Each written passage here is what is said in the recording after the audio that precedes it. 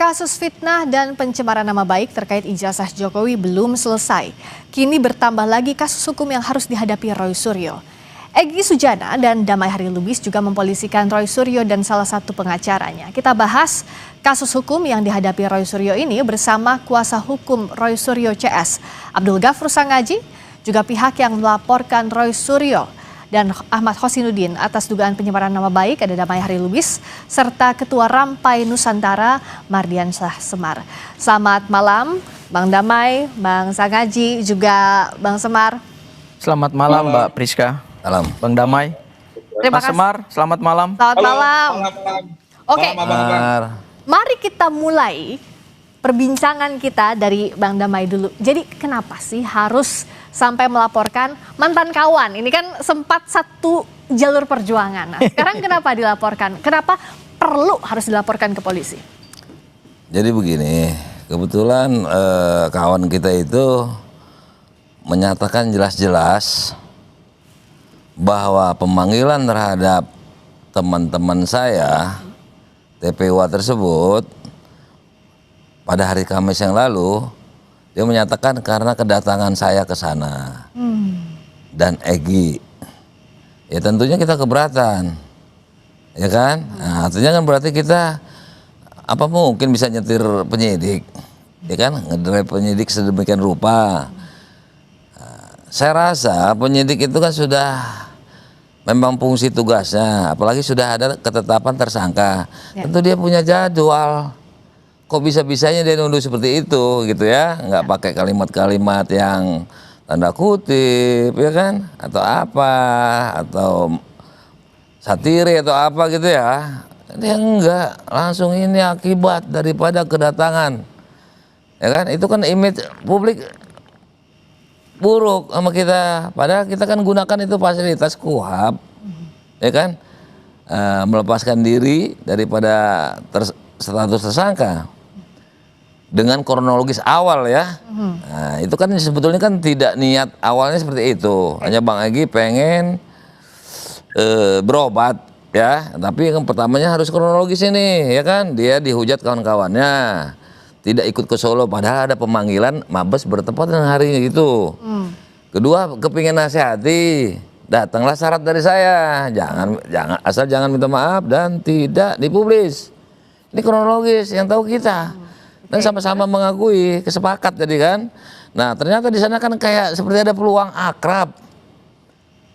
Ya jadi cair, otomatis, ya kan otomatis ibarat orang dikasih kesempatan kan jadi nambah peluang tersebut. Bukan hanya keinginan berobat, ya pasti puncaknya TSK kepingin SP3. Jadi itu mengalir pada hari itu. Jadi nggak berencana. Nah tapi yang kalaupun benar, ya karena memang ada KUHP mengatur itu SP3 ya kan. Nah, dikasih syarat lagi ya, paling enggak kan harusnya ketemu di tengah. Apa ini ngatur-ngatur kita? Oke. Ketemu di tengah, ketemu di tengah. Tapi Bang Damai waktu merasa tersinggung dan butuh melaporkan ke polisi, itu sempat komunikasi nggak dengan Bang Roy Suryo CS, mantan kawan? Oke, terima kasih Mbak Priska ya. Jadi memang tidak pernah ada komunikasi sebelumnya. Tiba-tiba kami tahu bahwa Bang Damai kemudian Bang Egy sudah membuka LP di Polda. Jadi kami tahu juga dari media, kaget juga kami gitu loh Mbak Priska. Padahal ini kan sama-sama teman seperjuangan ini kan. Dahulu sama-sama membersamai gerakan untuk membongkar dugaan ijazah palsu Presiden Jokowi. Tiba-tiba begitu sudah 8 tersangka, 2 tersangka mendapatkan SP3, kemudian berhenti kasusnya, malah dilakukan laporan ke Polda Metro Jaya gitu. Kaget juga sebenarnya Mbak Priska gitu. Tapi gini Mbak Priska, saya ingin memberikan satu catatan bahwa LP yang disampaikan Bang DHL dan ES sebetulnya secara hukum ya mereka punya hak untuk menyampaikan laporan ke polisi gitu, dan bukan hanya mereka, setiap warga negara kan memang kepentingan hukumnya dilindungi. Hanya persoalannya adalah apakah materi yang dijadikan sebagai dasar LP itu tepat nggak secara hukum? Karena ada latar belakangnya gini Mbak. LP ini tidak bisa kita lepaskan dari satu catatan kritis kami secara hukum. Kenapa tuh? Bahwa SP3 yang diterbitkan oleh Polda Metro Jaya berdasarkan kajian hukum kami mengalami cacat formil dan cacat material. Kenapa? Cacat formilnya adalah kepada alasan-alasan SP3 yang dasarnya adalah restoratif justice itu setelah kami kaji sebetulnya belum memenuhi semua persyaratan yang diperintahkan oleh aturan perundang-undangan, baik yang diatur dalam KUHP, Undang-Undang Nomor 20 Tahun 2025, maupun juga diatur dalam Perpol Nomor 8 2021. Misalnya ketika kita bicara dalam konteks KUHP yang baru, yaitu pasal 79 KUHP yang baru, syarat untuk RJ itu sebelum diterbitkan SP3, ya pelapor harus cabut LP.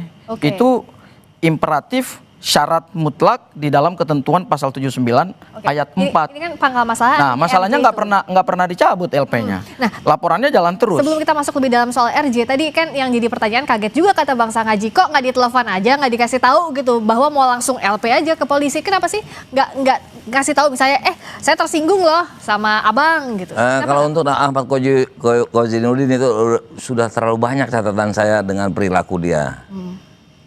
Paling puncak itu, karena kita sedang dalam posisi ya seperti publik ya memandangnya.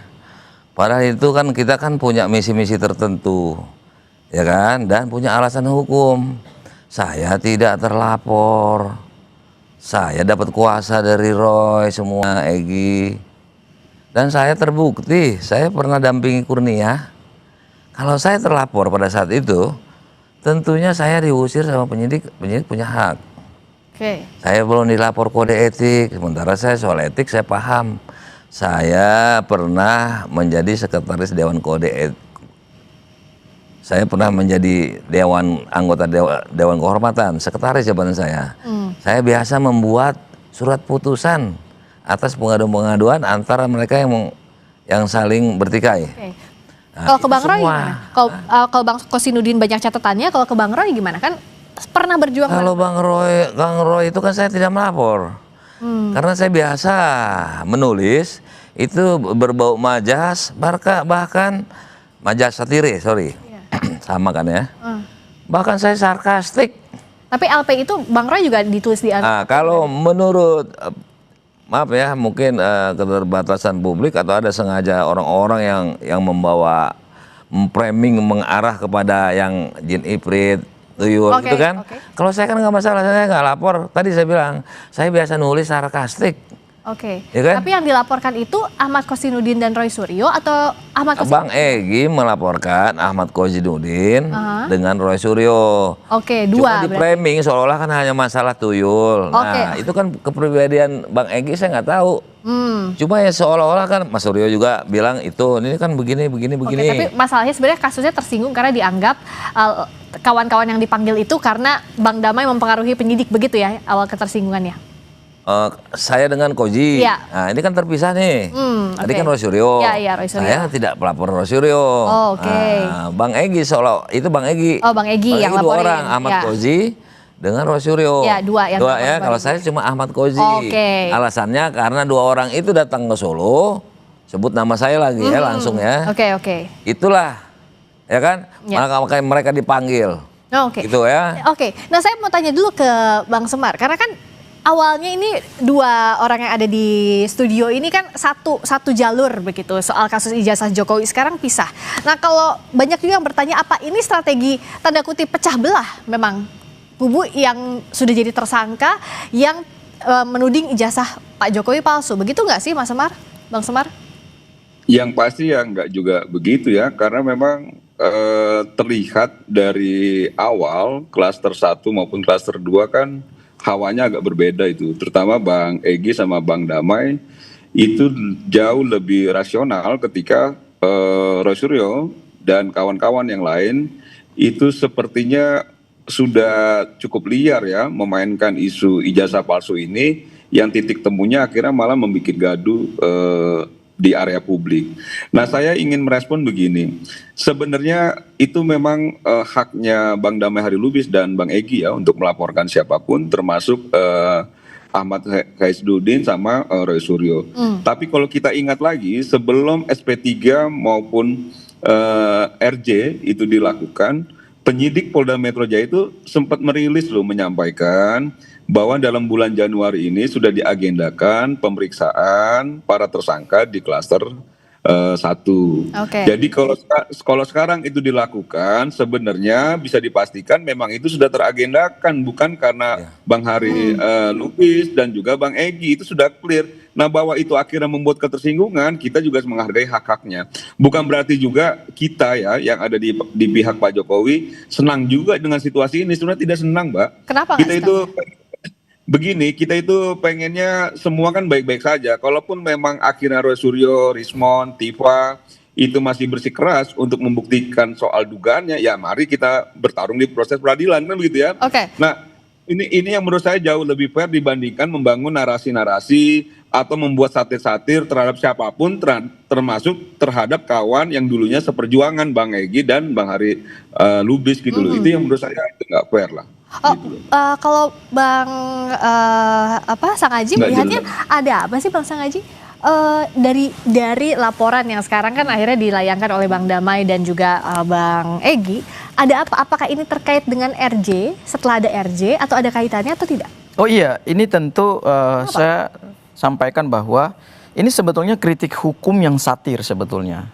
Kenapa? Maksudnya gimana? Kritik hukum yang satir itu artinya adalah satu bentuk kritik publik yang diwakili oleh juga para tersangka maupun juga oleh para kuasa hukum. Ingat, mereka itu juga adalah warga negara. Ketika kita melihat ada satu proses penegakan hukum yang tidak due process of law, artinya penerapan-penerapan hukum yang menjadi dasar dari keluar SP3 kemudian restoratif justice ini kemudian menabrak hukum acara pidana kita, ya tentu siapapun orangnya, apalagi yang paham hukum, dengan keluarnya KUHP yang baru, advokat adalah bagian dari aparat penegak hukum, ya kita boleh dong menyampaikan kritik publik. Bahwa itu kemudian mengandung satir hukum, ya itu adalah bagian dari interpretasi dan cara menyampaikan kritik gitu. Saya ingin menegaskan begini, bahwa kemudian Bang Kozi mengatakan bahwa ada pemanggilan kemudian melahirkan ada silaturahmi ke Solo kemudian melahirkan pemanggilan kepada para tersangka, saya kira itu sah-sah saja. Kenapa sah-sah saja? Karena mohon maaf, ini pada saat kami gelar perkara khusus, ini Bang Damai kan di sesi pertama itu sebelum berakhir itu kan sudah keluar ya. Kemudian Bang Semar juga nggak ikut gelar perkara khusus. Ada kesepakatan yang menurut kami ini dilanggar oleh penyidik Polda Metro Jaya.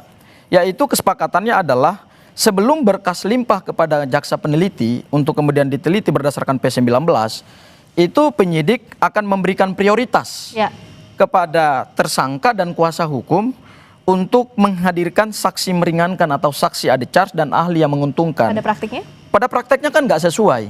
Begitu ada pertemuan di Solo, kemudian keluar SP3 yang dasarnya adalah restoratif justice, maka kemudian jadwal penegakan hukum diubah sendiri oleh penyidik Polda Metro Jaya. Seingat saya, sebelum dilakukan gelar perkara khusus itu kan sudah dirilis informasi oleh Polda Metro Jaya bahwa agenda yang akan mereka lakukan pertama adalah gelar perkara khusus, kemudian yang kedua adalah pemeriksaan saksi dan ahli meringankan dari tersangka, kemudian setelah itu pemberkasan tahap 1. Tapi kan yang dilakukan ini enggak. Ini tiba-tiba langsung di skip agenda pemeriksaan saksi meringankan dan ahli meringankan, langsung dilakukan tahap 1. Ini berpengaruh atau tidak? Ini menurut kami sebetulnya adalah seandainya kritik kami terhadap proses penegakan ke Solo, hukum. apakah tersangka ini nggak dipanggil? Coba jawab. Kenapa, Bang? Apabila Egy dan DHL tidak ke Solo, apakah para tersangka ini, teman-teman saya, ya, itu tidak akan dipanggil? Oh, kami tidak mengkritik itu. Yang kami kritik orang bilang karena DHL dan Egy ke sana lah, maka mereka ini dipanggil. Yang kami kritik adalah kenapa begitu keluarnya SP3 dasarnya restoratif justice yang juga cacat hukum formil dan hukum material itu, kemudian langsung dilakukan pemanggilan terhadap para tersangka dan sudah dilakukan pemberkasan tahap 1. Berarti ini kan nggak sesuai dong dengan kesepakatan yang dilakukan di gelar perkara khusus. Dan yang kedua, ingat, KUHP baru kita ini, Undang-Undang Nomor 20 Tahun 2025, itu justru memberikan porsi perlindungan yang imbang, bukan hanya kepada penyidik, tetapi juga kepada tersangka. Artinya, yang dikedepankan oleh KUHP itu adalah adanya keseimbangan dalam menghadirkan alat bukti. Tapi dianggapnya tidak imbang perimbangan itu, itulah yang Bang kemudian Damai. kami kritik. Dan tadi Kalau RJ yang juga dikritik. dikritik itu kan harusnya bukan saya dong. Ini kan permasalahan laporan saya kan. Kalau ini kan mengembang kepada teknis bahwa penyidik itu salah penerapan hukumnya kan gitu. Menurut apa tadi KUHP Menurut KUHP yang baru. 20 2005 ya. ya. Terus KUHP. Ya kan itu dua ya undang-undang nih. Saya nggak sebut perpol. Tapi seingat saya Bang, mohon maaf, Bang Kozi itu sebetulnya dalam konteks menyampaikan kritik hukum yang satir itu, sebetulnya tujuannya bukan untuk menyerang kehormatan pribadi Bang ES dan Bang Egy dan Bang DHL. Kenapa? Karena kalau kita bicara kualifikasi delik, yang abang laporkan itu kan 433, 434. Itu tuduhan, beda sebetulnya satir. kan adalah berkaitan dengan harkat dan martabat. Kenapa dianggap Yang dikritik itu kan tuduhan, adalah bukan proses satir? penegakan Oke, hukumnya. kenapa gitu. Bang Damai menganggap itu bukan satir Itu bukan tapi tuduhan? satir. Kenapa? Mereka ini mereka ini dipanggil karena mereka berdua ke sana. Nah, makanya tadi timbul pertanyaan, apabila kami tidak ke sana, apakah tidak dipanggil? Itu pertanyaan saya. Kalau masa belum waktunya berarti dipanggil. Kan kita juga nggak boleh menerka-nerka. Kapan penyidik itu akan manggil? Dia sudah terjadwal. Tapi dari rumusan perbuatan delik materialnya Bang, Nah, itu beda menurut lagi. aku itu Ini beda itu loh Bang. Ini kan yang itu kritiknya kan dipertanyakan adalah tentang kritik penegakan laporan. hukum. laporan Dia itu. masalah teknis beracara. Tapi nama abang juga nggak disebut kok di situ. Hanya disebut 2 orang. Boleh diputar. Oke. Ya, udah dikonfirmasi juga Tapi kok ke apakah Bang Damai merasa terganggu Abang Kozi. kehormatannya? Tadi kalau kata Bang Iya. Sangaji Ya kan terganggu tidak lah, jadi seolah masa teman Oke, saya. kenapa terganggu? Dalam rangka pembelaan Oke. saya selalu bilang, Memang Bang, teman saya harus pulang ke rumah, bukan kayak dia ledakan sekalian. mohon maaf Bang Damai. Padahal tugasnya non litigasi. Apa sih nomenklaturnya? Pemahaman tentang non litigasi itu restorasi justice, ya kan? Damai, musyawarah, ya kan? Dia nggak lakukan, jadi kontradiksi. Oke. Nah, RJ Anomali daripada tugas dia. Mohon maaf Bang Damai. Bang Damai buka LP di Polda Metro Jaya. Kebetulan aku sudah lihat LP-nya. Itu kan 3 pasal yang abang laporkan. Pasal 433, 434 sama 27 Undang-Undang ITE. Dia sedang ngupas pasal nih. Ya, sebetulnya secara delik material, perbuatan mana sih yang menurut abang dan berdasarkan rumusan ilmu hukum pidana yang disebut pencemaran nama baik itu apa sih batasannya gitu? Nah, ini dijawabnya usai jeda gitu di aja? Sampai Indonesia Malam nanti ya, usai jeda kita akan Disebut itu mencemarkan tadi nama mana baik. pasal-pasal yang dianggap siapin mencemarkan aja bela- nanti bela- sabar secara dulu kita aja. jawab usai jeda di Enggak, Sampai kita Indonesia Malam profesional kami gitu segera loh, Bang. kembali. Jawab Bang Damai tadi apa sih pasal-pasal yang dianggap delik di laporannya Bang Damai? Itu pasal itu kan hak saya. Apalagi saya juga kan udah konseling. Sebelum masuk ke situ kan ada ruang konseling. Itu memang difasilitasi oleh pihak Polri ya. Ya. Dalam hal ini Polda Metro Jaya. Jadi kalau beliau bilang nggak tepat, ya sudah nanti mudah-mudahan benar. Nanti kan bisa di drop pasal itu. Dan kan bukan pencemaran aja, ada fitnah, ada yang lainnya saya nggak usah sebutkan ya. Kenapa nggak boleh disebutin? Pasal yang nggak boleh disebutin tuh pasal apa? Maksudnya nanti dia banyak tahu. Emang belum dikasih tahu ke Jadi bilang ke Bang cuma Rudi? 2 pasal pada 3, bahkan 5. Apa aja tuh? Jadi informasi kurang, nggak tahu difokusnya kemana. Enggak Bang, aku tahu pasalnya. Nah, jadi kan itu artinya kalau nggak kena pun nggak apa-apa. Oke, fitnah pencemaran nama baik, terus apa lagi? ITE. Hasut. Kan akhirnya ke fitnah. Ya kan iya kan? Nah, sekarang permasalahannya gini, kalaupun mau mengkritik kan bukan saya selaku pemohon yang punya dasar hukum, dalil-dalil, ya kan? Saya bermohon ya saya diprotes atas keberhasilan saya. Harusnya mereka ini ketika nggak berhasil mundur kayak jadi pengacara. Masih banyak pengacara yang canggih. Iya, kok saya yang disalahin? Kalaupun ya penyidik yang disalahkan karena sistem-sistem yang disebut, lakukanlah upaya hukum. Kok larinya ke saya terus? Saya kan pemohon. Saya kan gembira dong harusnya. Memang wajar. di KUHP yang baru ini kita bisa mengajukan Nah, sekarang pra-peradilan, gini, apa sih undang-undangnya aja nggak usah perkop itu ya, tapi nggak apa-apa. KUHP baru. Perkapori, KUHP baru, KUHP baru. Itu cuma pegangan kau. Nggak ada lagi yang lain. Iya dong. Nggak ada lagi. Ya kita kan berpegang Aku kepada ajarin, hukum. aku ajarin. Oke, boleh. Oh, Boleh. dari dulu sampai sekarang nih ya disaksikan ya. Boleh. Nggak pernah nyebut Undang-Undang Nomor 1 tahun 2026. Itu peralihan. Tentang apa itu Bang? Nah itu dia, kau Ya, baca enggak, lah. maksudnya kalau- Udah bagus gua kasih tahu. Enggak, Undang-Undang Supaya nanti Nomor buat 1 2026 modal dia tentang apa, Bang? Tempat lain. Enggak, bukan dia tentang punya. apa. Ya kan ini bukan suatu edukasi Enggak, publik. aku bukan di sini loh Bang. Ah. Aku Oke, bukan di sini. yang disampaikan apa? Enggak, ya. Nanti dengarin yang luput? argumentasi dia nih. Oke. Dia kan dia bilang kan nggak ada lagi cuma itu Oke. kan. Nah saya kasih tahu kau baca itu. Apa? Nanya, sekarang lagi nyari nih. Oke. Jangan bilang besok dia tahu. Bang Damai, maksudnya apa dari Itu undang-undang peralihan pengaturan, oke. perubahan. Padahal dia suka ngomong, tapi dia nggak tahu ada di mana. Nah, Yaitu, gini, Bang. Apa yang beda? transitoir. Gini. Kalau saya nggak pakai istilah transitoir, Gini. tapi Yang peralihan. Lex Oke. Favoris. Sini. Oke. Yang abang sebut itu adalah undang-undang penyesuaian pidana. Sudah. Ya, beda gini bang. Yang kami Tadi, sandarkan, oh, baru berapa detik baca udah mau menerangin aku ngasih tahu kau. Aduh. Oke, gantian. SP3 itu adalah hukum formil. Sandarannya bukan Undang-Undang Nomor 1 2026. Mohon maaf bang, baca dulu baik-baik, pahami dulu hukum acara baru pidana aku itu kasih apa. tahu. Lah enggak dong. Ini bukan kaitannya ke situ. KUHP itu kan acara. SP3 itu Ya kan? basisnya restoratif justice itu adalah hukum acara, Ini bukan tentang hukum pidana acara materi. yang lama dengan KUHP yang baru. Saya mau jelasin nggak buat abang? Oke, boleh. Ya, ngapain tahu baru tahu tadi aku kasih tahu. Oh, Gua enggak, lagi mau jelasin. Saya jelasin aja gini, Bang. Oke, Bang Aneh. Sandi, Saya jelasin gini. Kurasa kalau lebih baik Gini, bijak. gini ya. Kalau nggak sanggup SP3 kan klien mundur lah. Gini. Oke. Masih banyak jago-jago. Hukum pidana itu basisnya dua, hukum acara dan hukum material.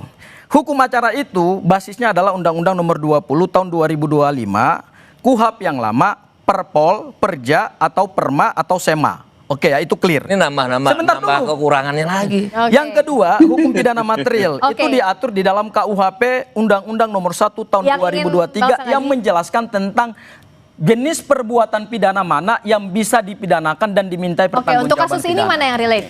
Yang kasus ini kita menggunakan ada di sini ada 4 asas. Asas pertama asas legalitas diatur dalam pasal 1 Undang-Undang Nomor 1 Tahun 2023 KUHP. Asas kedua yang tadi disebut atas asas transitoir diatur dalam pasal 361 huruf A Undang-Undang Nomor 20 Tahun 2025. Kemudian yang ketiga asas lex favoreo itu tidak diatur dalam hukum acara atau undang-undang ini yang abang sebut, itu diatur dalam pasal 3 KUHP, yaitu apabila terjadi suatu perubahan hukum terhadap perbuatan pidana material maka diambil yang paling menguntungkan. Dan yang terakhir adalah asas lex temporis delicti, yaitu berkaitan dengan peralihan hukum terhadap perbuatan pidana yang masih disidik dan belum dituntut secara pidana oleh jaksa penuntut umum, maka menggunakan ketentuan hukum acara pidana yang lama. Oke. Jadi dalam konteks ini ya kita menyandarkannya pada KUHP bukan Undang-Undang Nomor 1 Oke. Tahun 2002. Oke. Nah, Logikanya. sebentar Ya. Bang. Saya logika hukum Berdasarkan aja. KUHP Apa? kita yang baru, berdasarkan KUHP kita yang baru dan berdasarkan KUHP Singkat yang dulu, lama biar kita juga, gantian. restoratif justice yang kemudian Oke. melahirkan SP3, mohon maaf kalau kita kaji, cacat hukum formil. Oke, Ya dianggap- kenapa nggak upaya hukum? Nggak selesai. Kalau upaya hukum, kalau abang baca pasal 161 KUHP yang baru, mohon maaf bang, terhadap penghentian penyidikan itu nggak bisa dilakukan penghentian penyidikan dengan pra peradilan. Emang oleh pihak ilmunya yang banyak tidak kurang. berkepentingan. Dia nggak nguasai ilmu peran serta masyarakat. Oke, kita Kita bicara berdasarkan norma hukum bang. Kalau abang kan masih Kalau norma asumsi. tadi kau nggak Coba tahu sebut norma nomor pasalnya, Bang. 1. Coba Oke. sebut pasalnya. Peran Saya serta pengen dengar. masyarakat. Oke, Dengar tunggu. dulu, peran serta Gimana? masyarakat itu ada di semua Ya, enggak. undang-undang. Kalau pra peradilan kan kita bicara hukum habis kau acara pidana. UPMPR 3 tahun pun belum Iya, bisa. enggak lah bang. Abang sebut pasalnya aja coba. Sebut Oke, pasal. Bang biar Damai, aku Bang bantah Sakaji, gitu. kita Oke. coba ke Bang Semar dulu, Bang Semar. Oh, Bang Semar. Sebenarnya kalau misalnya dalam kasus ini dengan laporannya Bang Baru Damai, Bang tahu Egy, ngajarin aku Pasal baru baca. 161 KUHP yang baru ini bang. sambil cari Pra-peradilan dasar kan hukumnya di ada sini, laporan saya ke Bang Abang, Semar dulu, Bang Abang Semar. nggak jelas Sebenarnya ada kalau undang dengan baru, Bang. adanya laporan Bang Damai sama Bang Egy, ini akan menjadikan kasus ijazah semakin berlarut-larut atau enggak sih, Bang Semar? Enggak lah, ya Kenapa? yang pasti kayaknya memang lebih pas kalau Bang DHL jadi pengacara Rosrio dan kawan-kawan itu Oh. lebih memahami.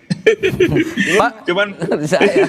itu Bang Semar. cuman maksud Oke, Bang Semar, seorang pengacara itu kan bukan hanya tugasnya membebaskan seorang klien. Itu saya perlu Oke, oke. luruskan. Ya. Oke, Mendorong Enggak melawan juga. terus. Mendorong melawan Enggak, terus salah, sampai di salah. penjara. Abang seorang advokat, abang nggak boleh memungkiri asas dan prinsip seorang Oke. advokat dalam undang-undang Bang Sakaji advokat. gantian dulu ya, Bang Seorang Semar. advokat itu adalah Coba. memperjuangkan hak hukum seorang Oke. tersangka, kliennya maupun seorang terdakwa. Oke. Kenapa nggak boleh RJ kau bilang? Ntar lu, Ya, kau Bang berarti Damai. mau Ya, karena menghalangi klien. Ini kita udah bertiga, bentar Mau dulu. Saya ke Bang para Semar dulu. klien untuk Gini, Bang. melakukan upaya hukum Para itu. tersangka, gini Bang Damai, para Bang Sakaji, tersangka ini kalau misalnya duaan meyakini duaan hasil debat kayak kajian begini nggak akan ilmiahnya kedengeran. bahwa Mohon ijazah maaf nih Pak Joko Bapak-bapak, Widodo bentar, diduga gantian adalah dulu ijazah ke Bang Semar. Bang Semar, Mereka masih silakan. Bang fokus Semar, Ya, lanjutin dulu tadi. terhadap penyidikan itu, gitu Tunggu, loh, sabar Bang. dulu, saya Saya gantian ke mau Bang Semar. Bang menyampaikan Semar. begini. Ya, gimana?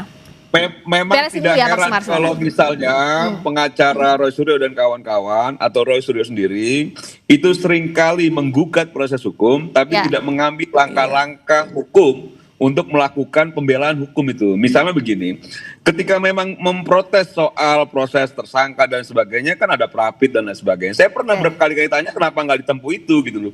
Nah sekarang juga kembali menggugat soal apa yang menurut saya jalur hukumnya sudah disediakan, jadi lakukan saja. Betul Bang DHL, kalau memang nggak bersepakat dengan dilaporkan, lakukan jalur hukum, itu yang baik. Jadi nggak bukan. Dan ini juga Pertanyaan saya ke Bang Semar, mohon maaf ya. bahwa tidak bisa Bang Semar orang bisa sembarangan membedakan bicara. apa yang disebut Tidak dengan boleh keharusan, orang pilihan dan sembarangan kebolehan nggak bicara. dalam hukum? Oke, tunggu dulu. Lanjutin dulu, Bang Semar.